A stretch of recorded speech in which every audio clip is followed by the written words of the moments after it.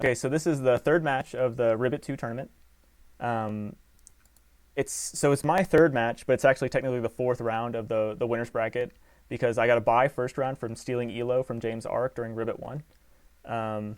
That's basically all the ranking I did was just my really good run during R.B.E.T 1. Then my first game, so round 2, my game 1 was against one of my worst matchups, Gemini Hero. Then the round 2, I managed to steal a game against Blackwings, which I think is actually my worst matchup. Spoiler warning. But there's only one other deck that's really good against me, in my opinion, but it doesn't exist, so we don't have to worry about that. Here, I don't know what I'm playing. I think maybe it's Diva Hero, but I do lose the die roll. So finally, the pseudo FTK deck doesn't get to go first. Yeah, and it was Diva Hero. But I actually think this is a really good matchup for me, and a big reason why I like my deck going into this tournament is everyone is really, really big on Diva Hero, and it didn't top. I don't know who the highest top ranking person was with Diva Hero. I know Silichus didn't show up for this tournament, so like obviously he didn't get the top 8, which he obviously would have, maybe won the whole damn thing. But so what do we have for us? So there's nothing going on here. My favorite thing about this is I'm going second and I have a True Nade. Literally the only reason, like you have to run something. Realistically, I probably should be running both True Nade and Heavy in the main. I don't want to. I want to pretend like my opponent doesn't exist. But you have to run at least one, so we go for the safest one, which is True Nade. But yeah, so this is only in here for going second, which this is really good. I opened it going second. They have some aggro stuff if they draw a Caius, but until then, they also don't have much going on. So we're cruising. Phoenix Wing is always good. It's always sound. But it's only once I'm going off. But luckily I have the True Nade. Here I do a little fake bluff for a Goyo that doesn't matter. And because I drew the salvage. And sometimes it's really hard for me to see this. And even when I'm in matches, I'm like, this salvage represents a Substitute. This salvage represents comboing off, and my brain doesn't understand. So like here we have it. This is just combo. We have an Exodia, so I don't think we get to go hard combo. But the Fishborg lets us dig, so we get to dig for everything. We went ahead and discarded the Swap Frog for Fishborg because we wanted to get the Fishborg out and get another water in to pull out Substitute with salvage. And yeah, here we're doing the regular stuff, and this is me being... I still haven't decided how correct this is. I said a lot during my last... when I was talking about R.B.E.T 1, during all those videos, I kept on saying, like, you have to have your finger on the pulse and know when to hold back.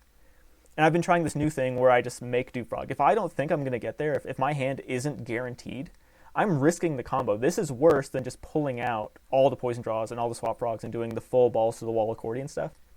Because you're maximizing the odds, or at least you're minimally increasing the odds that you draw into the poison draw that you didn't pull out. And that's it. So whatever percentage odd that is, I don't know if that beats out, but in this situation, like, sure, I True Naded, and maybe because of True Nade, I should go all out. But like sometimes you're going to end on a dupe block anyway.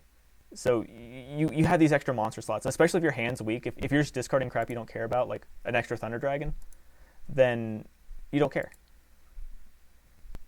So yeah, I drew the Thunder Dragon, so now I get to accordion that way.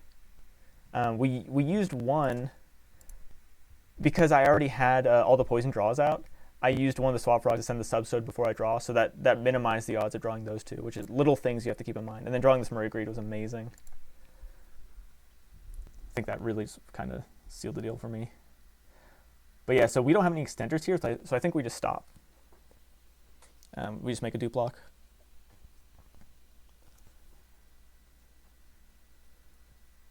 Do I have enough to make a Stardust? You used dupe block a lot. So. Yeah. Oh my god. Like every game was a grind because I'm playing against C6 with back row. Oh yeah.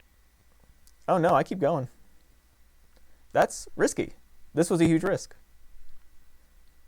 Huh. And I didn't get punished, so that worked out. Wow. Okay, so maybe I should just go for it more. Maybe that was a mistake I had in round 1, because here, like, I could stop there. Like, it's not guaranteed. But I guess when you True Nade, you really just have to go for it. So, yeah. I think the minimal risk, keeping the dupe frog out is fine, because in case things really go bad, then you're just hoping that gets there. You're not completely dead. I mean, you might have just thought the same. You had True Nade going second. You just gotta go. Right. But yeah, I mean, I got there. I had the Pot of Avarice and another Exodia, so this is full out. I think this might even be Colossal Army Arm, which would be really nice. It's really hard. Yeah, if I summon the Plague, you know it is. Because yeah, it's really hard to make 2 when you don't have the Beazle Frog. Because one of your Colossal Fighter is going to cost 3 cards, and your Armory Arm is going to cost 3 cards. The first Armory Arm, the one you make with Plague, only costs 2, so you need 8 cards total, which, yeah, I guess I totally have here, so we just go for it.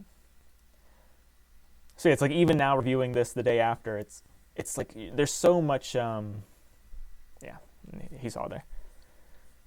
So yeah, it's double Colossal Fighter, Armory Arm into a Stratos, which is an extremely common win condition for me, is winning into a Stratos. Double Upstart feels really good, and this is something I meant to pay attention to. I think every game I lost had a Solemn Judgment involved at some point, but I don't think that's necessarily true. But I do think every Solemn... place in his back row right now? Yeah, so he has Solemn and Bottomless. Bottomless. This is insane with the Vanity's Fiend. This is my answer right now. I probably need to put in more, but my big answer for Fossil Dyna and Vanity's Fiend, which I was basically anticipating to be like, I don't know, a third or a fourth of the reason why I lost games. So I didn't commit as much to answering it, mostly because I have Flip-Flop Frog. So it's like, okay, if I think they're on that, let me just aggressively or conservatively keep my Flip-Flop. Let me aggressively search for it. So like, I learned from the last R.B.E.T, there was one game where I said I used like 3 Pot of Avarice and 2 Salvages. And literally the only thing I could have done was the play I did, which was summon a Swap Frog, shooting my own Death Frog to search for a Flip-Flop to answer the Vanity's Fiend, or draw a Salvage. Here, it's like, okay, well, I don't want that to happen again. I don't want to shoot my own Dupe Frog and go negative tempo just for Flip-Flop Frog. And you'll see in this game why negative tempo hurts so bad. So yeah, we go ahead and search for this Flip-Flop Frog right on cue. And we set it, and this is going to bounce it, but look at his hand. He just summons it back because he doesn't care at all. With more backup. So the Solemn Judgment, so this was my big answer. What was I going to do? I guess I was going to just Solemn it and then tribute summon the Death Frog. Alternatively, I could I can't special summon the Swap Frog, but I could summon the Swap Frog and bounce it to the hand, which would have been suicide because he had another Prodigy. So I was probably just going to summon the Death Frog and then tank the Bottomless, which would have made this game a very, very weird grind. This is game 2 though. No, so I have 2 Death Frogs. In the main deck, I run 1 Death Frog, but if I can actually, 1 Death Frog can die to Bottomless game 2 and I can still win. So yeah, we take it real slow. Look at that, he has to Rigeki break a Flip-Flop Frog. And the Super Holly's really good, but doesn't get him very far. So yeah, I mean, I lose this game, I'm pretty sure, but I also use Flip-Flop Frog like 7 times. Yeah, because I keep on using Swap Frog to slowly fill up for this Avarice since I can't special summon. So every turn I'm using Swap Frog's normal summon to send something, just so he gets open information with the Flip-Flop Frog, sure, but he basically knows I'm going to set it anyway, and I'm just slowly building towards this turn where I can eventually Avarice. And look, my Avarice drew both Heavy Storm and True Nade. It was just amazing. And here, double Vanity's Fiend feels real bad because if I had just waited longer to Brain Control, which I did. If you notice, I held back on that Brain Control for so long, and I used the Flip-Flop Frog stuff first. If that hadn't been so punishing, then eventually I could have stalled out to that turn and just used a Heavy Storm or a True Nade, or both, because he had the Solemn, slam one, resolve the other, and then Brain Control and ram 2 Vanity's Fiends. You just win that game. So if I just been like patient, because I knew when he has Vanity's Fiend out, he's not OTKing me. So until he's actually threatening me with multiple big monsters like 2 Vanity's Fiends, then Brain Control is the answer. I guess, yeah, in that case, Solemn Judgment totally won in the game. And Vanity's Fiends, obviously. But as you can see, like literally every turn I was answering a Vanity's Fiend, so his entire game plan was revolving around Vanity's Fiend. So what do we got here? This really sucks. It always sucks to Marais Greed at Fishborg, but luckily we don't have a Crow or anything. So things aren't looking crazy on his side. And did I fix it? Salvage, Swap Frog, yep, we did. So this is absolutely insane. So if you saw this hand playing any other version of Frogs, it's like, oh god, this hand is garbage. But in my version of Frogs, this hand is insane because each and every one of these is a Pot of Greed. I don't think it even gets very far. I think I have to use the third one before I find a Fishborg again. So this ends up being like a really weird, I think this ends up being a weird half-assed dupe lock thing, like Stardust plus dupe lock or something. But like, yeah, so we can send everything. And yeah, even here we end on the dupe frog because it doesn't matter. You keep one of your frogs in the deck, Which I guess in theory, you have... Man, even this is incorrect. This should... No, because I have a poison draw. Never mind. Yeah, so I end up getting rid of it. Yeah. See, that one was weird because I wanted to Pot of Avarice, but I had to take the -1 because I had a swap and a poison in hand. So I had to search for a poison, and I'm only doing this because I'm trying to get enough frogs put in my deck for Pot of Avarice to be good. So I think I pulled out all but one frog, but I had 2 of them in my hand, so because I drew them, I had to do it this way. So I had to like minus just a plus. It was weird because sometimes your draws are just really bad like that. And like these draws have all been terrible. Like this is awful. We're getting nowhere. Giant True Nade's good if you don't get there. So like turn 2, like if I can make a stable board, I can not die to Deep Prison. But yeah, so eventually we get the Fishborg in the final one. And yeah, see, I have both True Nade and Heavy because I'm afraid of back row. Brain Control to answer the Vanity's Fiend. See, this, it ends up on a soft duplex. So we have 6 cards of card advantage, and we get to answer your back row. And maybe you're feeling comfy because I discarded the True Nade. But we can answer anything you have, and that's exactly what happens this game. So he has some pretty good stuff going on. He's able to summon this Vanity's Fiend out of nowhere. He's able to Super Poly away. I guess you go and do one or the other. Maybe you could... I guess technically you could... Oh.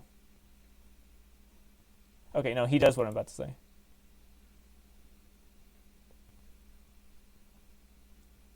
Yeah. So this is crazy. Normally you feel like you automatically won in this situation because like you're locking me out and you have pressure and you got to hit. So this hits for 2,900 damage because I didn't know until right here. I mean, I seem to learn something really common every single tournament, but this is both sides of the field. So me having this face-up Subzito, this is 2,900 damage to my face because this buffed it by 500. But yeah, so having a Vanity's Fiend, which normally slows you down, and having the Ab-Zero, where if I wipe this board, you basically get another turn. That's GG. But because I'd already drawn most of my deck, every single answer I sided in, I have. So since this wasn't an OTK, Heavy Storm hits whatever he has, doesn't matter. And then I end up thinking about this for a long time. Because I was thinking, okay, well, I could just... I don't know what else I was thinking. Oh, right, I was trying to remember, because Swap Frog, it can't bounce extra deck cards. So I was trying to remember, I decided that it wasn't worth the risk. I was trying to remember if you could summon Swap Frog and then return the Ab-Zero to your hand to destroy... No, that wouldn't destroy his... I'm confusing myself. What I do here is I just take it, ram it, and then tribute it, I'm pretty sure. Yeah, so I just ram, and I tribute set the Thunder Dragon, which is actually the biggest reason why I run Brain Control as my answer to these hate monsters. Because I have 3 Thunder Dragons and 2 Death Frogs, and even Mobius in the side. So Brain Control will always be hard removal unless it's like Book of Moon or something. And then if you Book of Moon it, like the thing I was going to take, realistically that turn I could have had a Book of Moon instead of a Brain Control to answer whatever I'm taking. So it's like, it kind of clears the back row in that sense too. So I've considered Soul Exchange as well, but sometimes I need my battle phase to poke with a Unifrog or something. So right now it's just Brain Control. We'll figure out what I'm going to do in the future, but yeah. So we just get our Flip-Flop Frog back, and now we know we're just playing a grind game. So this is in case he has a way to get another Vanity's Fiend out, basically. Because I know this is probably going to die, but it doesn't matter that it's going to die because we have Treeborn and Exodius and everything. Next turn we get to do stuff. Oh yeah, I do something so cool this game. So yeah, here I decided not to bounce the Spined Gilman. In my brain, it's because maybe I'll Colossal Fighter Army Arm. Or the big thing I was playing around is I didn't know if this was a Phoenix Wing Wind Blast. So I was like, you know what? I don't care if he has a 1700 attack monster. If this is a Phoenix Wing Wind Blast and he knows that this set card's a Flip-Flop Frog, he'll just do this on purpose to get me the -1, and then he'll keep his card live. So I said, no, like you can keep it. And that ended up mattering a little bit because this game ends up being a bit of a slog.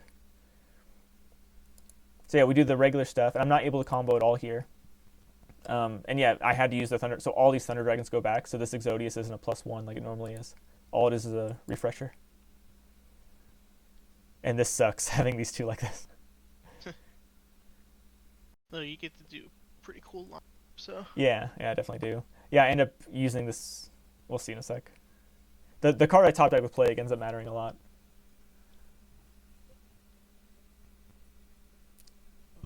So here we're... Wait. Oh. Okay, yeah, that makes sense.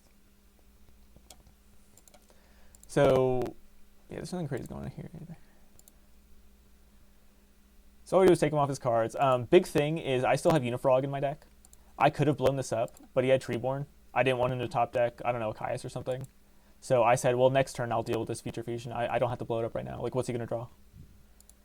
So I took a Spine Gilman and I use it to make Brayonic. Yeah, because it's all water. So I used a level 2 non-tuner, a Fishborg, and your Spine Gilman to make a Brayonic. So if you decide to set a monster next turn, whatever I draw, I can bounce it, and I won't care about your Future Fusion.